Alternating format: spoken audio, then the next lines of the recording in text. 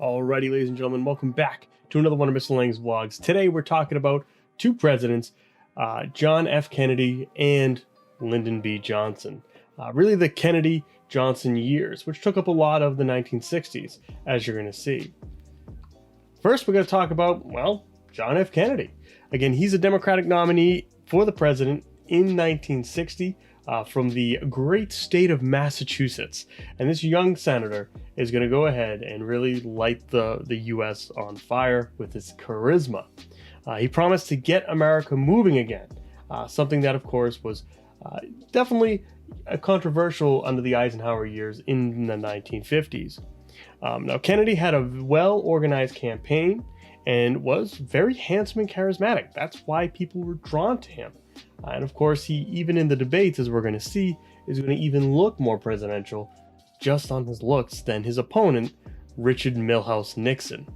Now, the Republicans nominated the vice president to Dwight D. Eisenhower, Richard Nixon. And so the candidates agreed on many domestic and foreign policy issues. And so it only made sense that the Republican Party was going to go ahead and nominate him. Two factors that are going to help put Kennedy over the top really is TV, as again, they're going to be able to see him, and his stance on civil rights. So Nixon hoped to go ahead and ride the coattails of the popular Eisenhower presidency as he was VP. However, we're going to see that that's not the case in early 1960s. So the debate was now televised, as TV has become a huge mainstream item in households. And on September 26, 1960, Kennedy and Nixon took part in the first televised debate between presidential candidates. And Kennedy looked and spoke better than Nixon. Again, black and white did not help Nixon's look at all, as again with his very, very big brow and deep features, definitely isn't going to look as good as JFK. Now, considering this is the first televised debate, it really is the reason why we see JFK pull off this win. In fact, journalist Russell Baker said, that night, image replaced the printed word as the national language of politics. And I couldn't agree more. Again, JFK was confident and at ease during the debates. As you can see here in this picture, again, you can see that Nixon doesn't look very good. He kind of looks, some said, even like a sinister chipmunk. Television had become central to people's lives at this point. You know, in the 1950s, it becomes huge. And of course, here in 1960, it's in almost, it's in a lot of households across the U.S. So many observers are going to blame Nixon's loss to JFK on his poor appearance during the debate. JFK looked presidential, cool, calm, collected. Nixon, again, is not going to look that way. Now, people who listen on the radio said that Nixon won in most cases, because Nixon did have some great answers to the questions. However, people who watched the debate said Kennedy won, because of course, Kennedy just looked the part. Again, one other thing that JFK really had going for him, of course, was his support of civil rights. A second major event of the campaign took place in October prior to the election. And that's when the police actually went ahead and arrested Martin Luther King Jr. For conducting a sit-in at a lunch counter in Georgia. And so sit-ins are nonviolent protests over the policy of whites-only lunch counters in the South, where whites could only sit at the counter. So they would literally go, African Americans would go, they would sit at the counter and ask to be served.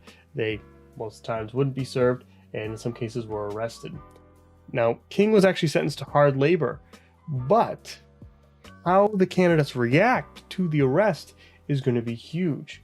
Again, while the Eisenhower administration refused to intervene, it's going to be JFK that's going to phone King's wife and his brother, Robert Kennedy, who's going to work for King's release. Now, Robert Kennedy, or more mainly known as Bobby Kennedy. They are going to work closely together, John and Bobby. They're going to be huge. In fact, Bobby is going to be his attorney general. So the incident captured the attention of the people, especially the African American community, whose votes JFK would carry in key states. So what he did was absolutely huge in this. Now the election comes in 1960, and when you look at it, it is pretty close. You have 303 electoral votes for Kennedy, 219 electoral votes for Nixon. When you look at the popular vote, it's even closer.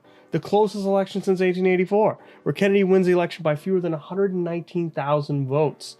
Nixon dominated the West. Kennedy is going to win the South and even the East Coast, which of course is no surprise, especially in, the great state of Massachusetts, where he's from.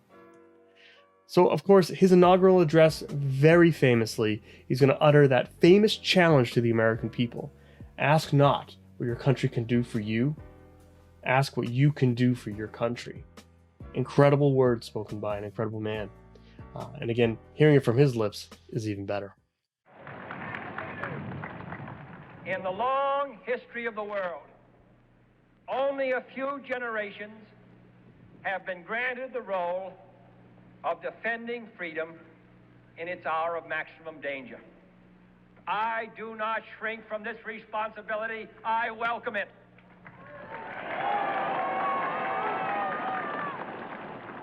I do not believe that any of us would exchange places with any other people or any other generation.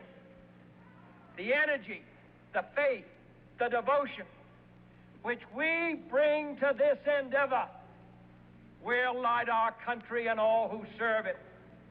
And the glow from that fire can truly light the world. And so, my fellow Americans, ask not what your country can do for you. Ask what you can do for your country.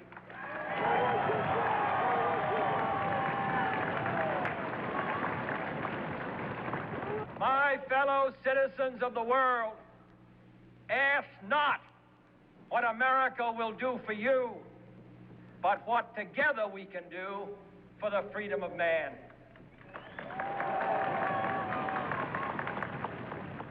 Finally, whether you are citizens of America or citizens of the world, ask of us here the same high standards of strength and sacrifice which we ask of you. With a good conscience, our only sure reward, with history the final judge of our deeds, let us go forth to lead the land we love, asking his blessing and his help, but knowing that here on earth, God's work must truly be our own.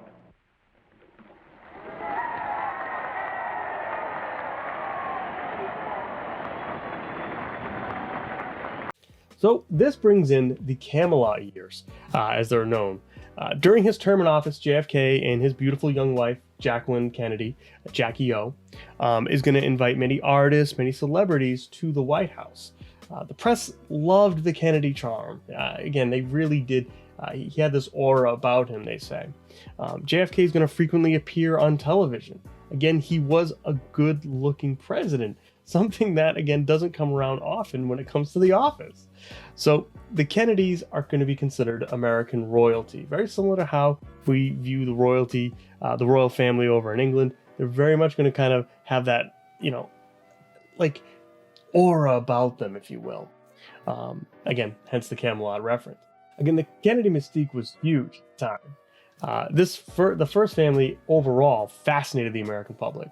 For example, after learning that JFK could read 1,600 words a minute, thousands enrolled in speed reading courses because they wanted to be just like him. Jackie, same thing, where she went ahead and she captivated the nation with her eye for fashion and culture, as she really does become one of the most fashionable first ladies. Again, Kennedy does go ahead and surround himself with the best and the brightest, including his 35-year-old little brother, Bobby Kennedy.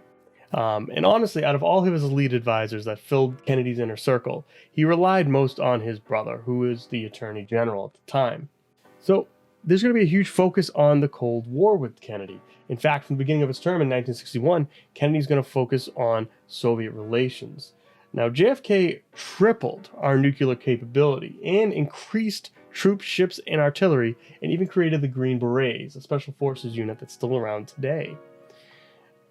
But what comes down to a lot of different things that he shapes his presidency is how he handles these little excursions that turn into big excursions during the Cold War, where it tends to get a little hot. Just 90 miles off the coast of Florida, we have Cuba. And Cuba presented the first big test for JFK. Openly communist, Cuba goes ahead and is led by a revolutionary leader called Fidel Castro, who had welcomed aid from the USSR. And so relations between the US and Cuba were deteriorating quite fast. And of course, it's kind of obvious what happens next. You may or may not have heard of this, but in March of 1960, Eisenhower gave the CIA permission to secretly train Cuban exiles for an invasion of Cuba. Now, Kennedy learned of this plan only 9 days into his presidency. And so JFK approved the mission, not really knowing too much about it, but more or less kind of relying on Eisenhower and his kind of putting his trust in the former president. It turned out to be a disaster, because in April of 1961, 1,200 Cuban exiles met 25,000 Cuban troops backed by Soviet tanks and are going to be soundly defeated, and it's going to be public.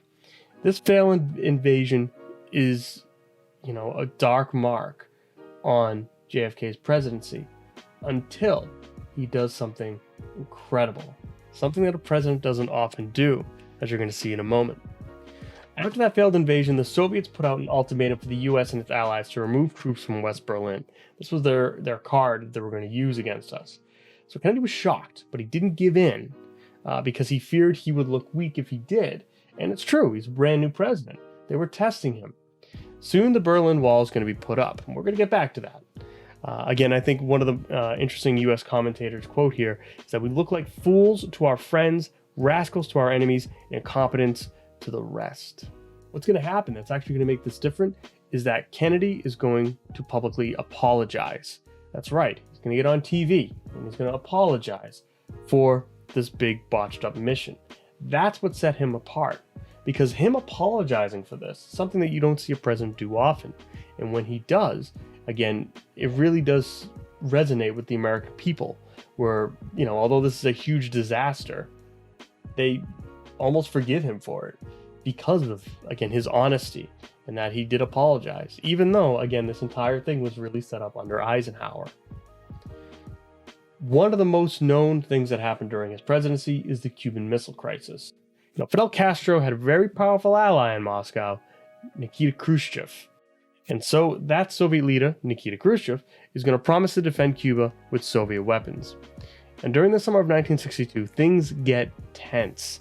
The flow of Soviet weapons into Cuba is going to, including nuclear weapons, is going to increase greatly. Now remember, they're only 90 miles off the coast of Florida. They are very close to US soil. In fact, here are some aerial photographs from the Soviet missile installation in Cuba, where it points out probable nuclear storage bunkers, batch plants, control buildings, launch pads, etc. We have another one here. Again, this is from a U-2 spy plane.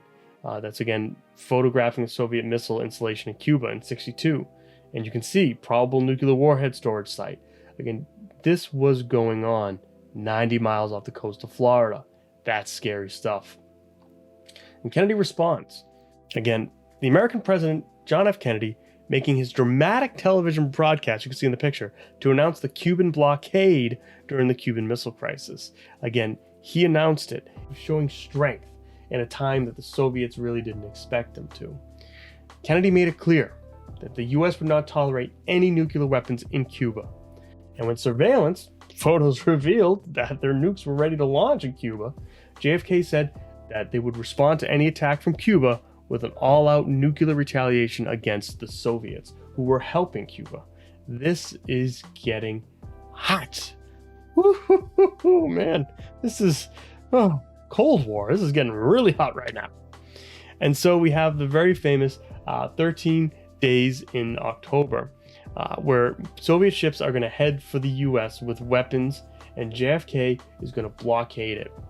So as the first break in the crisis occurs, is really when the Soviet ships turn back. So if you can imagine, when more Soviet ships are coming into Cuba, feeding them with missiles, the US blocked it. Really, that nobody knew what was going to happen. All eyes were on Kennedy and Khrushchev, the whole world. And Kennedy really does hold his ground. And so those Soviet ships do turn back.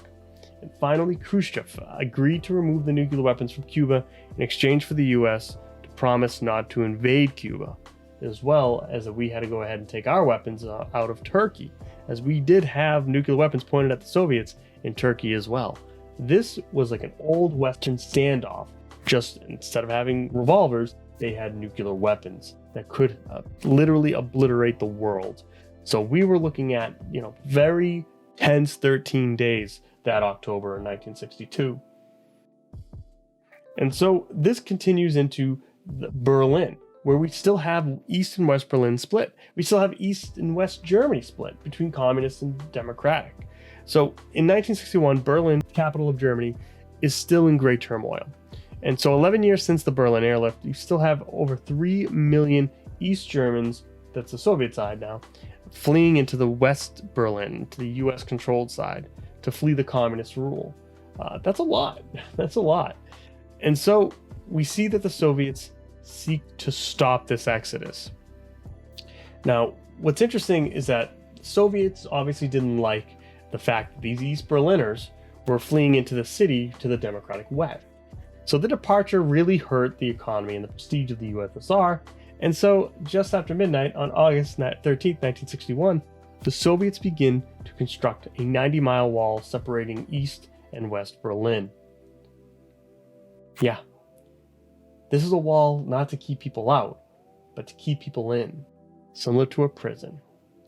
Now, East Germany begins this construction, as you can see on the Berlin Wall, which becomes literally the primary symbol of the Cold War going forward, and really the symbol of Soviet oppression as well.